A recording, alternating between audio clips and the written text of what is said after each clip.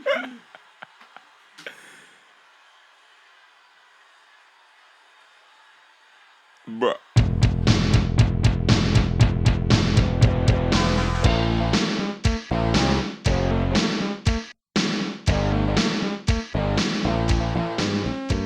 I don't know what to do with this sense. This is sort of a hybridized impromptu event.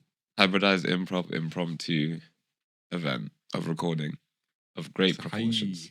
Hi. Hello, everybody. We are two individuals that are also organized in many ways. Organized in many ways. Affiliated. Incorporated. Related. You know, I recently found out that I've got some Zambian in me as well, you know. So now we're also... Yeah. I forgot you told me about this. We're also now... Blood brothers now. But yeah. Well, for a short amount of this is going to be some crossover to the Smarks. This is... Yes. The merch is looking clean. Yeah, we're getting there. I'm trying to... This is the first draft. It's actually a birthday present. Oh. Steven. But this was created. Steven and Olivia. Steven is not going to be with us today. That's unfortunate. I was hoping to get a chance to pick his wrestling brain, I can't lie. We'll get to that at some point. We'll definitely get to that. Yeah, he was in kayfabe, he was in a local medical facility until the early hours this morning. That's kind of tragic. Not for him, actually. It was actually for what was going to be our guest. I won't get too much of the details.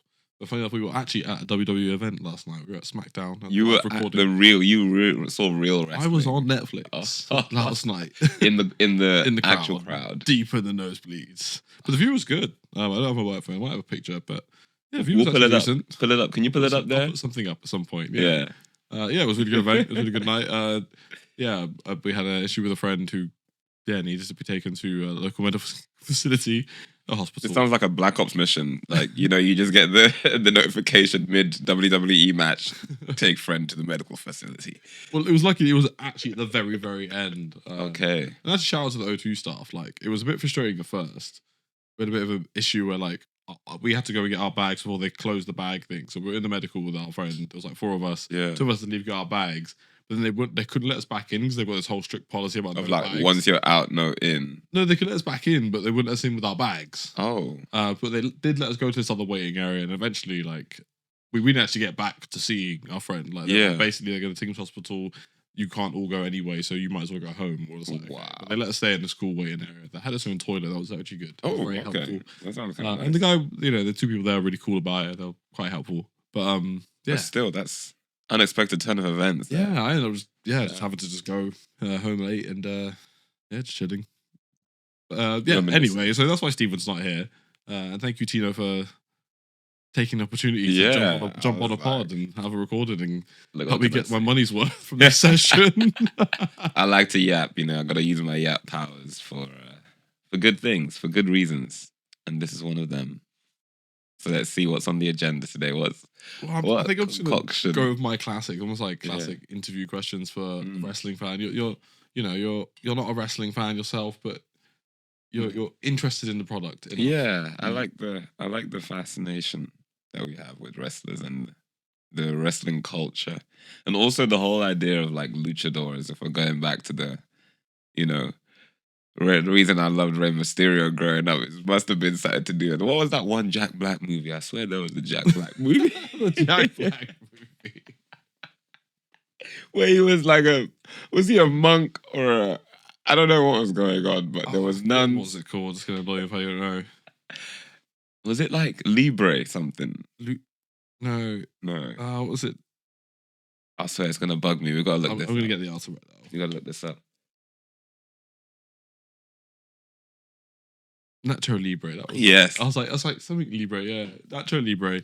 That shit was so good. That was such a dumb movie. It was amazing.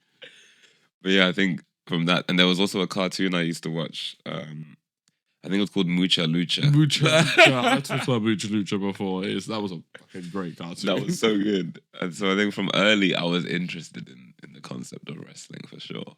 Yeah. And then next thing you know, we got Sky, we got cable. We weren't broke no more. saw the Saturday SmackDowns on And we Sky started One. seeing yeah. That was my bread and butter, man. That was my plug. Exactly, because that was the only channel I could really watch it on. Because the rest was pay to view, I think. Yeah, like I don't know. I'm sure me and Steven talked a lot about having shady people with VHS recordings. He had a plug. I had a friend of a friend who used to have them, and my friend Dave also used to get like videos from his uncle. That before Sky One, that was how you used to get wrestling, because that was, no YouTube, we didn't have like none of that shit, iPhones and shit to watch WWE on. It was straight. You had to watch it real time, and that's why if you're watching it and your favorite wrestler's theme comes on and you're somewhere else, you run. So speaking of like memes, like do you see a lot of memes now? You must like there's a lot of memes circulating every now and again, like wrestling memes. I quite enjoy the wrestling memes actually. What was that guy that was just staring, bro?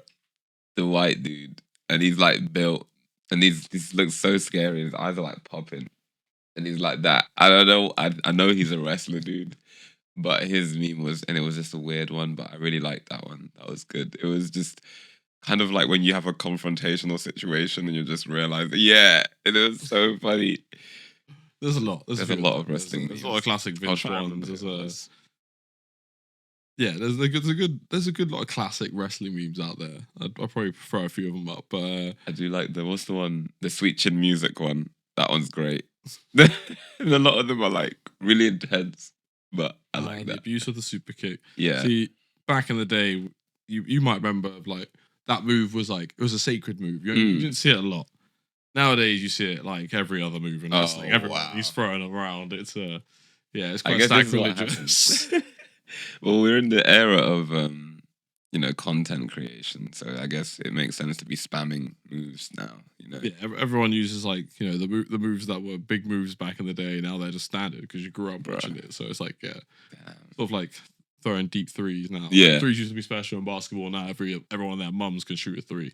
Like that's crazy. Everyone can do somersaults and super kicks and dives through the ropes now. Like it's just standard. This is all just standard stuff. I guess in a way, this is what's happening all the way around. The more and more advanced we get, the more references we have to pull from. The younger we consume that method. Next thing you know, you've got 18-year-old wrestlers or footballers doing stuff that legacy people can do in their first year of their career. But it's actually quite funny because the physical stuff is only like half of it. And actually, I think I actually enjoy more now is the storytelling. That's the nuance that like, people do pick up, but it's interesting, like, because I think acting sort of comes secondary, but the storytelling aspects is like still the most important part of wrestling. I agree. And so yeah, you can learn to do double backflips, but like, can you actually cut a promo, which was a massive thing. Like, because a lot of it's improvised, and they don't have people writing them scripts. Like they get like notes maybe for like story notes, what like producers want them, but like at the end of the day, it's up to them. So like the best of them are the ones who can actually carry themselves on a mic and captivate a crowd, and this is wild. Do some cool character work, which is what I wanted to get onto. I sort of threw it at you, and you didn't quite understand what I said. Yeah. But one of the biggest controversies recently in wrestling is the John Cena heel turn.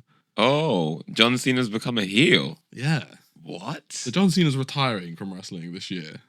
He announced it last year, and the whole build up for this year is like he's going to spend this last year as his last year in WWE again. And his last year again.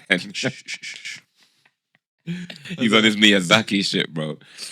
But so essentially, it was all starting well and good. We're all happy for him. He's going to try and go for one more title, which will make him a record-breaking wrestler. And he's already a legend, but, we want to see something cool before he goes. And all was going well until he suddenly got involved in a little storyline with The Rock, who's classically been a heel for the last couple of years now. The Rock he's on this final boss hype shit because he's on the board of directors. I am The Rock Johns. Basically. And he's just an asshole. Black Adam.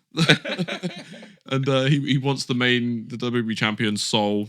I'm not even joking. Yeah, no, I heard about him trying to buy it or something. Or he wanted his soul. They had a good beef last year where he was whipping him and saying shit to his mama. It was very fun. It was all fun and games. But the sudden heel turn from John Cena was the thing no one saw coming, because he turned bad, and there's this hilarious moment it's not hilarious. It's a heartbreaking moment, but to the fans who are really there for like the meta, like this is like, wait, we're doing this now. Like we've wanted John Cena to go bad many times throughout his career, but like now, but now he's doing it in his final run. It's like, oh, no one saw this coming, and it's very fun, but it's also hilarious because he keeps pulling his face. He's got this new heel face where he just looks like angry all the time. Oh, and the moment that he turned heel, like he looks like an angry bulldog. It's hilarious. I'm going to show you the clip. I need to see this. To be fair, I've been seeing some memes of like me before working in corporate and me after, and it's John Cena smiling and then John Cena looking really like. That's it. Is that the heel turn face? It's the fucking heel turn face. It's and I'm like, what's happened? What happened to John Cena? Like, is he okay? I'll have to skip through this a bit because we don't want to see the full segment. But let's Yo, John Cena, what happened to John Cena? Is he all right? Like, so this happened in, I want to say March. Was it in March? No. Yeah, did it happen at the beginning of the month? I think it must have been beginning of the month. Yeah. Yeah, literally first. So we've been teasing him like trying to find his way to the championship. And at first it was going to be like him winning the Royal Rumble. He didn't win the Royal Rumble. He almost did, but he lost. And we're all sad. And we're like, okay. Classic. And he's like, I'm going to go his Elimination Chamber. Yeah. And through some semi-controversial means, he won. Not him doing something controversial. Something else happened, but he took advantage and he won. And he won. We're all happy. We're like, oh shit, John Cena's going to WrestleMania. We're going to have him going for the championship. It's happening. We're all happy. The champion comes out. And The Rock comes out because The Rock and the champion got this beef. And we're all there and some shit's going down. And I'll skip through it. So this is the moment where John Cena's won. Oh we're super happy. We're like, oh shit, we're getting John Cena. We're finally getting what we wanted. We're getting him in, we're getting him for championship. Then the champion comes out. They have a good like, oh, well done. It's all cool. John Cena's like being super cordial, like, yeah, like me and you, yeah, it's gonna be awesome. Everyone's like, yeah, like two of the biggest names in the industry.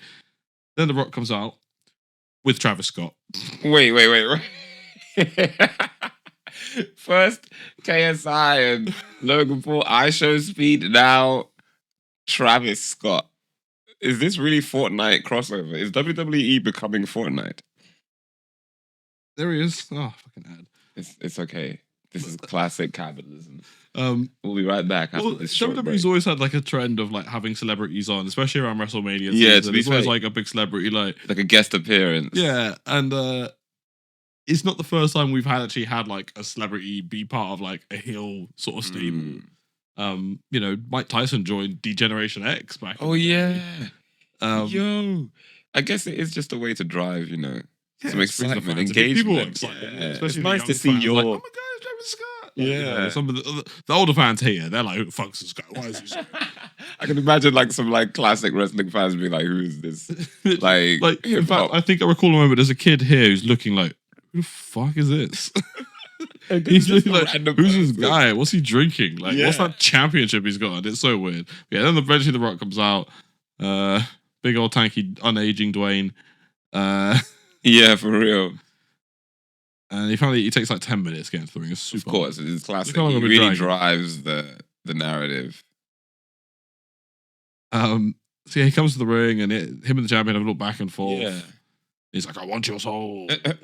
I want your booty hole. Embrace me as my champion. And he's like, yeah, fuck you, basically. Yeah. I shit you not. He basically says, fuck you. I mean, his line delivery is so solid. Yeah, it's really funny. So then John Cena turns heel in this moment. Very unexpectedly. Like, he says fuck you to The Rock. And everyone's like, oh. On WWE, you can't say that. Oh, they were live on one of their main live events, so it's not like broadcast. No, it's not on like any TV channels. Yeah. It was on Netflix, but nice. That's fine then. And you're like, look at John Cena playing the part. Like, yeah, look at him. Yeah, good for you, bro. Yeah. Good for you.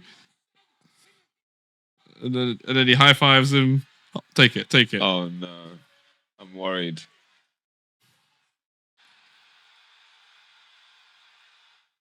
What?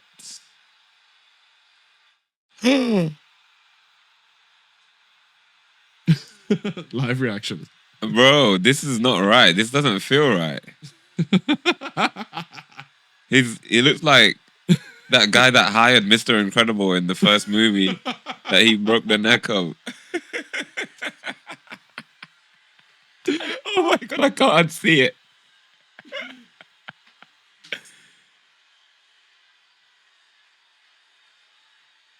Bruh. What the hell is going on? Bruh. Are those brass knuckles? He's like taking his watch. It's a Oh, it's a watch. But, I was into the Dude, this is too much. Travis Scott gets involved as well. He gets Wait, so Travis, okay, this is some next level. Like, this is like the Disney Channel crossovers back in the day. Look, Rock's whipping him again like he did last year. He just slapped the shit out of him, by the way. That was a real slap. Travis Scott slapping him on the head. Like, he's just enjoying a chance to be like, I'm gonna beat on some people. Yeah, it's probably going to be considered one of the biggest moments in history now. Like the John Cena heel turn, like it is fun, and he's having. The Rock was so extra with that. He could have just been like that. Man. Heel turn. He was shaking with it as well, like. The Rock's been doing a great job. He just people like love hating him at the moment. Like he just sort of comes in randomly whenever he wants, brings all the prowess of like, I'm the Rock, you love seeing me. I'm gonna throw my weight around, but like sort of in character, but sort of not in character as well, because he can sort of do what he wants. Well, this is the thing with Dwayne Johnson. In every movie or role or thing that he is in, he's basically just the Rock Dwayne Johnson. Like, I feel like that is who he is. But he never used to have that power to this degree in WWE until he joined the board of directors. And now it's like, now he can just do what he wants. But I feel like people are sort of forgetting that. I feel like him and Triple H are sort of in this together. Because Triple H runs the show as well. And it's like, now Vince is out of the picture. I sort of view it as like, they're both like, hey, you know that crazy shit we used to pitch back in the day when we were coming Now we can actually do what the fuck we want now. Holy shit. That's true. Maybe this was destiny. And like, it's great for us because we're actually getting a lot of good shit out of it. But at the same time, people are like, they're just doing what they want. It's like, well, of course they are. They've got no holds barred now. But have you seen that the Rock is or Dwayne is putting out like a hair product? A hair product? Yes, Zach. A hair product. He hasn't had a hair since like 2001. You know what the funniest part is?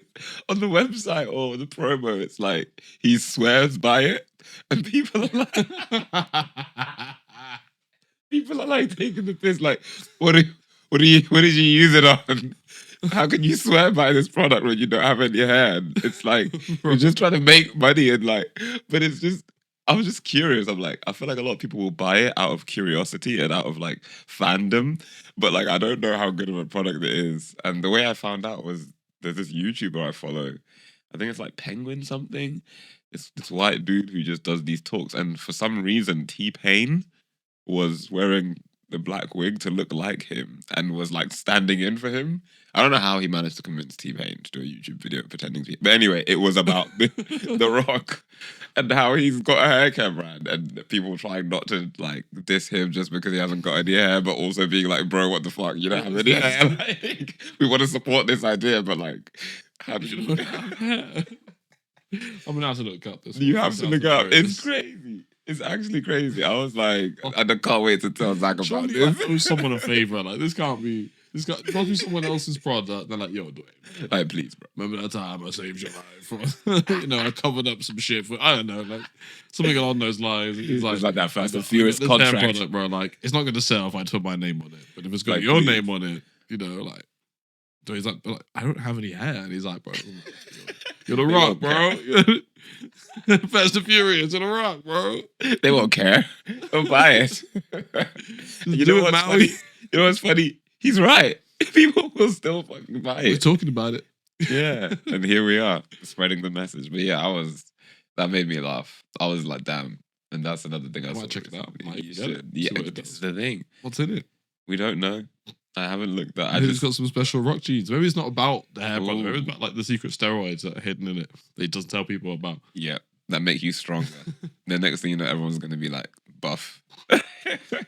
People like, my hair is not that Rock's great. Hair serum and I got super buff in 10 days. Some super soldier serum, bro. It becomes like natural. Captain Rock Erica. But yeah, what's your next interview WWE question for my head top? I suppose I'm going to do the reverse it's fake question to you. Like, Ooh. when did you realize it was fake? Oh, that's a hard one. I think it was when, because I was obsessed with wrestling in my early years. Because early years for me coming to the UK, because like we left Zimbabwe when I was 5, so that crucial moment between 5 and 10 was when I believed everything. It was real. It was real. Like, you know, I was like, I really wanted to believe that, you know, Santa Claus and wrestling and one of the same things. I thought the Power Rangers really were the Power Rangers, not like Japanese with English dub, you know, like I was really believing that was a real late one for me. Like, yeah, you know, I realized Power Rangers wasn't real, but then when I found out it wasn't even the white people in the costumes. Yeah, it wasn't even. It was sometimes, but a lot of the early shit. No, it wasn't. Like, don't even get me started. Right. I know there was a black one. Yeah, I think I was 11. Record. It was year 7, bro. You know how it is in year 7. It's a currency, well, to like kind of break people's beliefs, to ruin people's realities. It's like because you're 11 years old, you were just trying to get the one up on each other. You know that thing you love? It sucks. It's not real. It's 10 reasons it sucks. You just got you know what my mom told me? You know what my brother told me?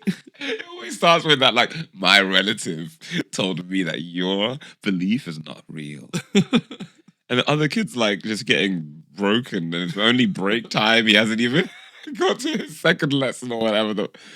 Bro, yeah, high school was secondary was peak. But yeah, that's when it broke for me. And did it throw you off the product? Did you stop? You know what's funny? It didn't, because I grew up watching it with my older cousin, and me and him were always just like loved the theatrics of wrestling, like the narrative of it. It was never really about whether or not they were actually hitting each other. It was always about, oh, what are they gonna do about this? This guy's like fucked up his friend, like he's betrayed. It was like a soap opera. Yeah. I didn't realize that much. I was actually into it for the drama, and I think similar to you, when like, you know, people trying to break my reality, I think I remained in denial about it. Like, you know, they used to have those videos where like, do not try this at home, and I was like, well, why would they say that if it was not fake? Exactly. Like, I know I'd hurt myself if I had tried to do like a moonsault, so like it can't be fake. And like, I'd always like rationalize it. But to be fair, I was kind of onto something to a degree because the stunts were real and there was real danger, and I think. You know, I think at the end of the day, the fake element was the story was fake, but so was the story to everything else that we watched. And that's my point. So at the end of the day, like it's like a movie in real time. What are we calling out here? What are we calling out? That was some good teenage logic, because it's a movie in real time. It's like you watch a movie and that looks real, but it's not. Yeah. You know, if you want to go real, it's like UFC and boxing and whatnot. But is that even real? Now. Is that even real? You get these like really like super masculine guys who are like, yeah, but I hate they even try and make out that it's real. I'm like, who's making out that it's real? Like, what do you mean by that? True, actually. It's like they're angry they're being sold fake violence. Yeah, because it's like they don't have to watch it. I think it's always it's not real, bruv. It's not real. I'm like, yeah, that's kind of good. I'm kind of glad it's not real. Bro, the problem is that people just want the extreme of everything. Okay, like we don't want a football match to just be 1-0. We want 4-4. We want loads of red cards and yellow cards, and like we want it to be like a Netflix level fucking product. Like, guys, it's a fucking sport. Like, can we just dial it back? Not everything has to be a Marvel movie level. People will not like wrestling. Like, it's fine. You don't have to like it. It's theatre. Some people aren't into theatre. Exactly. So that's cool. I would love to have gone to a live wrestling experience though. But yeah, I think I'm gonna drag you onto eventually. Yeah, I'll bring you to Hustle. Hustle's actually really cool anecdote from last night. I probably will talk about this again when Steven's back. But there was a people from the one that we go to in Hackney. There was a couple of guys there at the show last night. So a classic thing in wrestling is when people are like in training or up and coming or independents, they typically use them as security. Even at the one that like I go to now, Hustle, some of the people that I've seen there like acting as security are actually like people just in training. What? And last night, the people they had as security were sort of independent British wrestlers. Yeah. And I spotted a couple of people from the we go to. So I spotted Tate Mayfair, I spotted Donnie, which is really awesome. I was like, I saw them on the big screen. I was like, holy shit, it's our guys, it's them. our guys. You actually got to see them in the flesh. And I was like, damn, they must have picked up some local independents to like, be part of the show, which was really cool of them. That's actually incredible.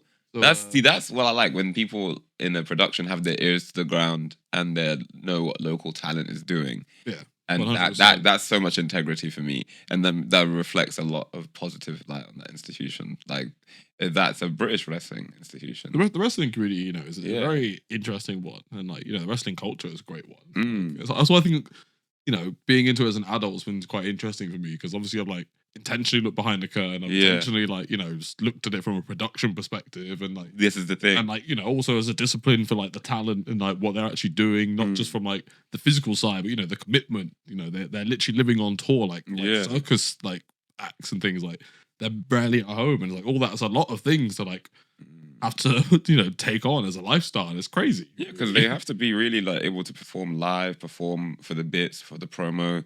They're training, traveling around the world, like America's a big place. Like, they're constantly just bouncing around different states, like weekly. That's a lot. That's intense. Yeah, because when you think about how big one state in America even is, like coast to coast, it could be a 7-hour distance, let alone jumping to another state. They're traveling. Yeah. So like I said, like it's a very interesting world to look at and appreciate. And I think I love the pop culture that wrestling has inspired. Like, Ultimate Muscle is another great animation. Oh yeah, Ultimate Muscle is incredible.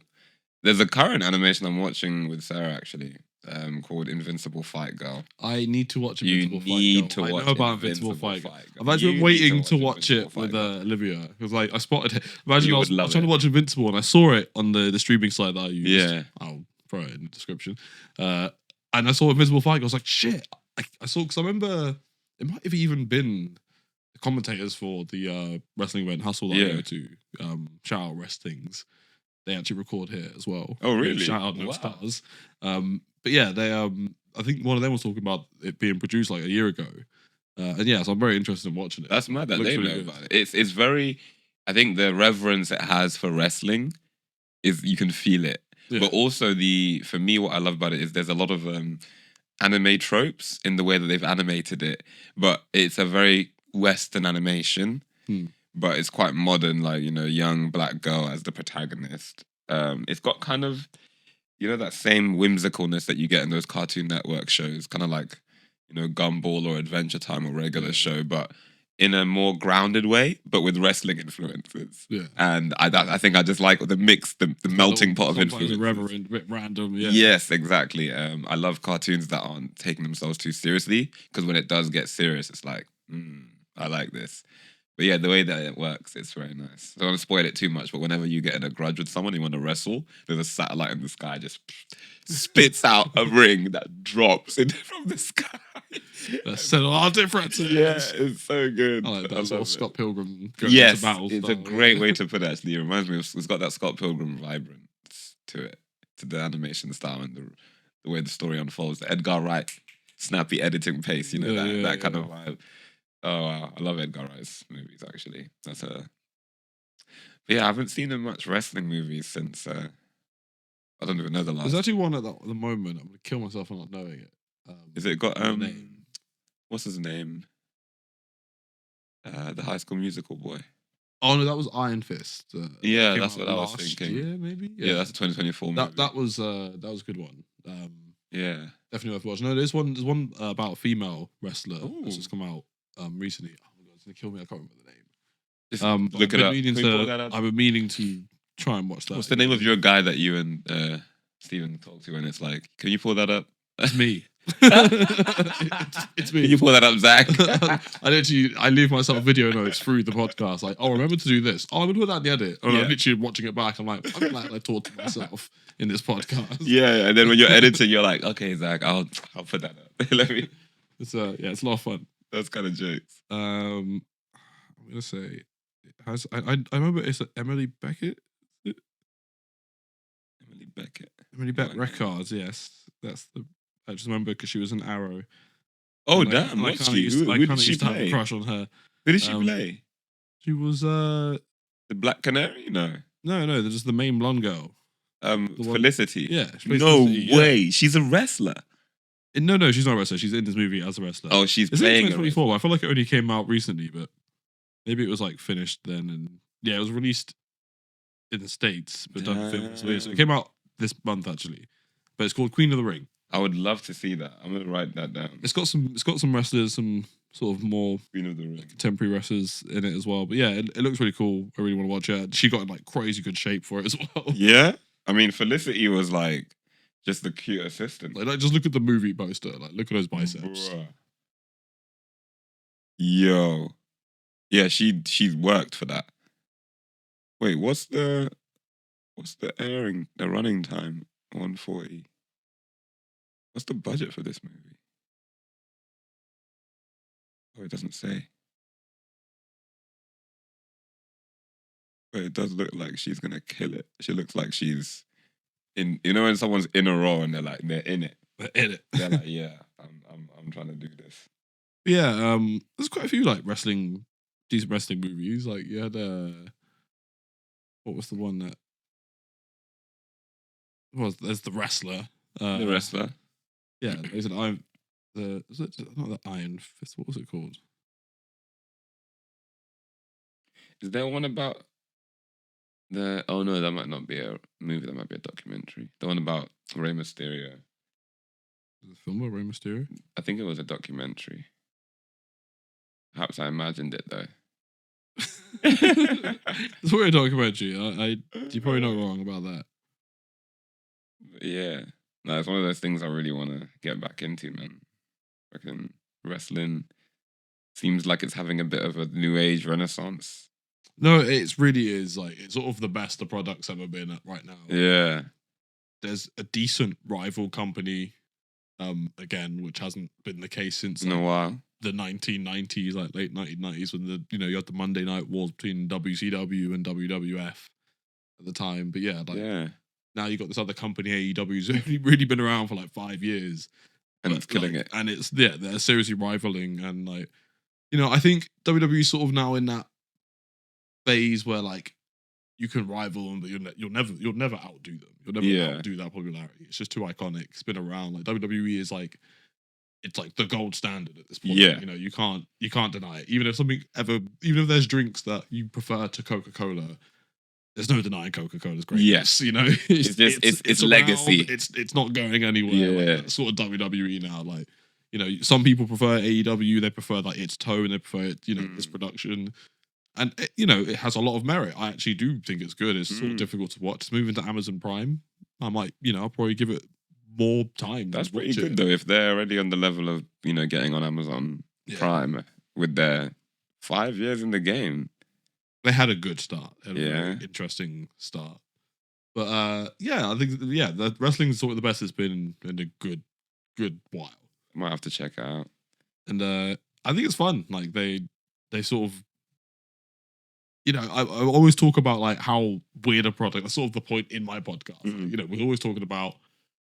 This product that we sort of are fascinated by is insane. It's crazy. Like, it's a weird thing, cultural phenomenon that, like, I was thinking, like, other realities, other timelines, like, it just doesn't work, and like, might have been people don't really get time, into it, and it disappeared and faded out. Doesn't become $1 billion like industry, like that's sort of the crazy thing about it, like how much it's actually worth. Like, but now that I think about it, though, from the cradle to the grave, the idea of play fighting is in every relationship that I have, whether it's a platonic or a romantic one. We all love a good play fight, pushing, shoving, pillow fighting, whatever. And then when I think about it, particularly back to Africa, like growing up, me and my cousins would literally make the bed like a WWE ring or the sofa in the living room, and our mums would hate it, but we wanted to be wrestlers. Like, we wanted to have that narrative arc of one of us being the heel and the other one being the hero, and someone showing up out of nowhere to either support the heel or the hero. You don't know who it is, and you really get immersed into it. It's I think plot twists. Yeah, we all love that. Betrayals and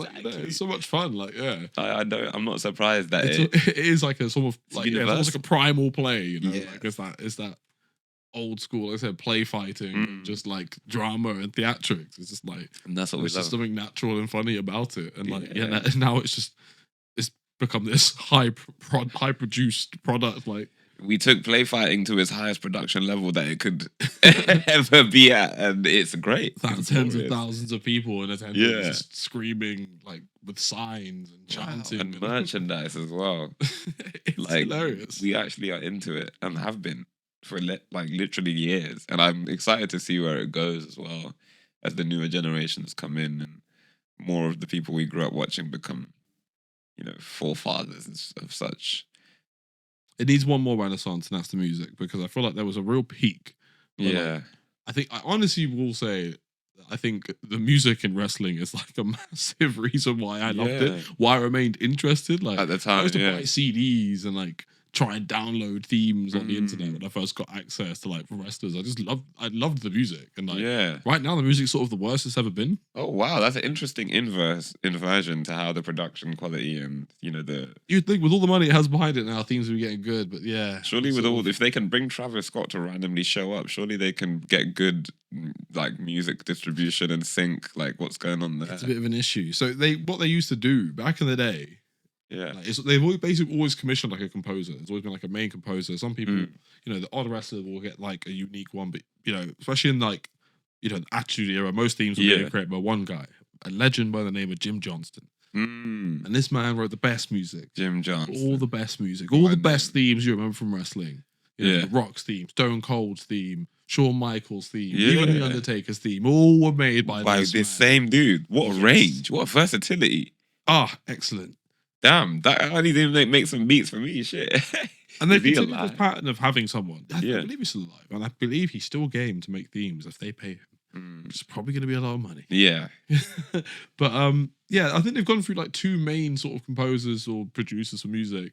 The current one being I think they're a duo called Def Rebel. Yeah. Def Rebel. Are they okay? Good, great. They've got like a handful of good themes. Yeah. Like they've made some iconic ones that should stand the test of time. And, should stick around. But they've got a lot of trash ones.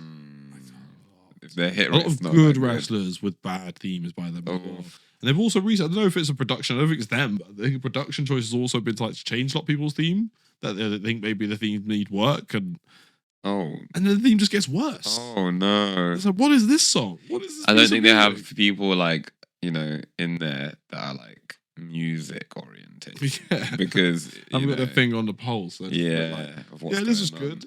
And the worst thing they've definitely got a pattern. It must be on like Ableton or something, or even Fruity Loops. And I swear they're using the same fucking like music. Template. Like all the same VSTs, Oh no! Like, they've got an obsession with horns. Like there's just horns throughout. Yeah, but that's a bit of a problem even in general in the contemporary music. People are really into the horns at the moment. Everyone's putting their dun dun dun dun dun dun dun dun, and then what's the dun dun dun? And it just makes me think of that song Flight with the Conchords. Is it Flight with the Conchords? The old orchestral piece. Flight with the Valkyries. Which is actually a theme in WWE. Wow. Yeah. We'll see how that came full circle. That was crazy. Used by Daniel Bryanson or Brian Danielson.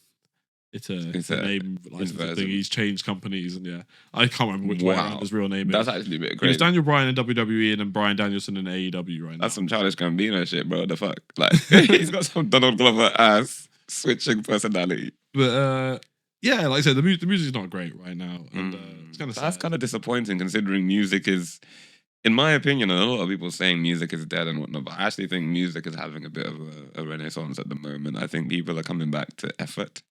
Not a lot of people, but if it was like a few cracks in the armor of lazy music, it's tough to see. It is, but it's nice to see these peeps of light coming through. People making effort in their music and their lyricism and their production, and I'm really hoping that can translate through to movie, TV shows, and wrestling and stuff as well. Because it's there, it's out there. It's just who's gonna connect the people in the music wrestling department to these incredible composers. Why not just go back to the other guy who did the OG themes? I mean, he did a mad run. Let's just fucking pay Jim. Yeah, let's just talk to Jim. Like, who can make that happen? Surely The Rock and Triple H can make that easily happen. I think there's like it's like a contract. Oh, so it's big business. It's like big 10 business. years, like sort of contract deal. Like big business. it's like, you can't even get rid of these guys, or you've got to pay them anyway, which seems dumb. It's like you might as well let them keep doing their thing.